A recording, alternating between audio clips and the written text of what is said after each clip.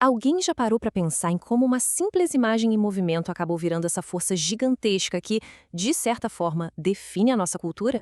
Pois é, hoje a gente vai mergulhar na incrível história do cinema. Uma jornada que começa com um truque de mágica tecnológico e chega na arte que domina as nossas telas. Vamos nessa?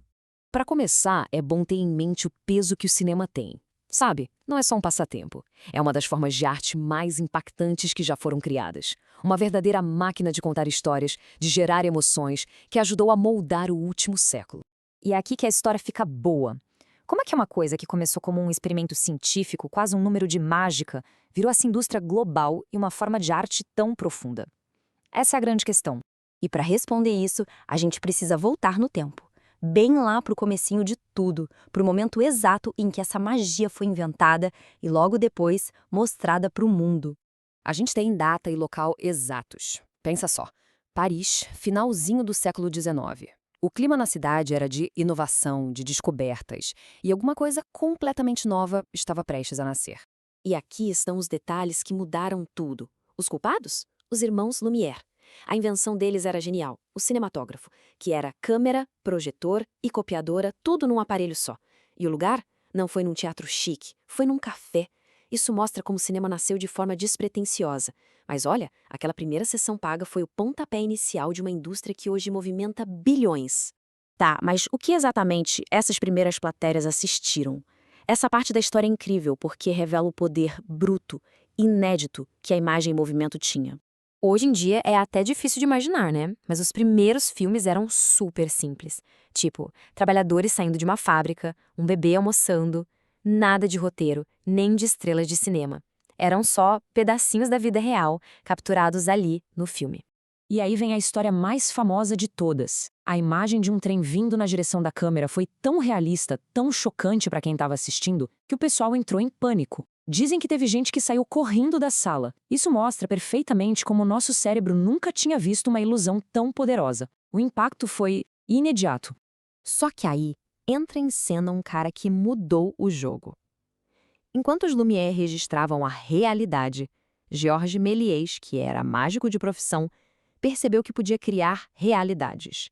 Com Viagem à Lua, ele não filmou o que já existia, ele filmou o que ele podia imaginar. Basicamente, foi ele que inventou os efeitos especiais e a ficção no cinema. A câmera na mão dele virou um pincel para pintar sonhos. Então, com esses dois caminhos abertos, o de mostrar o mundo como ele é e o de inventar mundos novos, o cinema começou uma corrida maluca de evolução tecnológica e artística. Vamos dar uma olhada em como isso aconteceu. Olha só que linha do tempo impressionante. Primeiro, o cinema mudo, onde gênios como Charlie Chaplin conseguiam dizer tudo sem falar uma palavra. Aí, em 1927, o cantor de jazz traz o som e o mundo para. Pouco depois, o mágico de Oz explode na tela com aquelas cores vibrantes. Chegando nos anos 90, a revolução digital com o CGI traz dinossauros de volta à vida em Jurassic Park.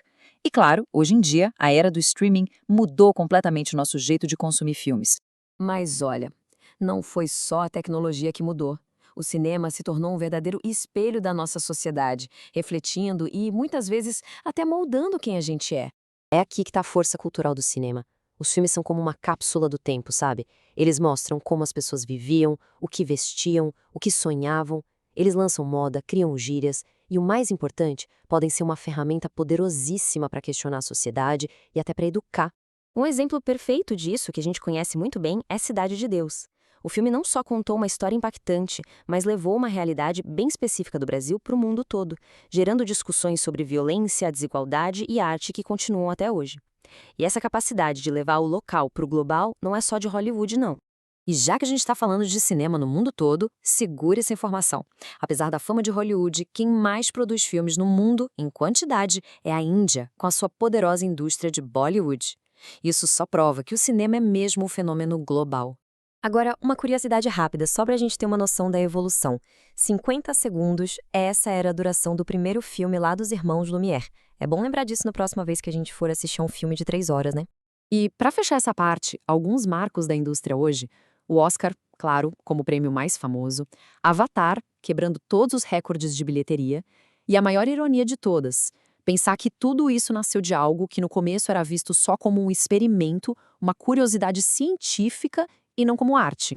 Bom, e pra gente ir terminando, vamos dar uma espiada bem rápida nos elementos que se juntam para criar toda essa mágica que a gente vê na tela.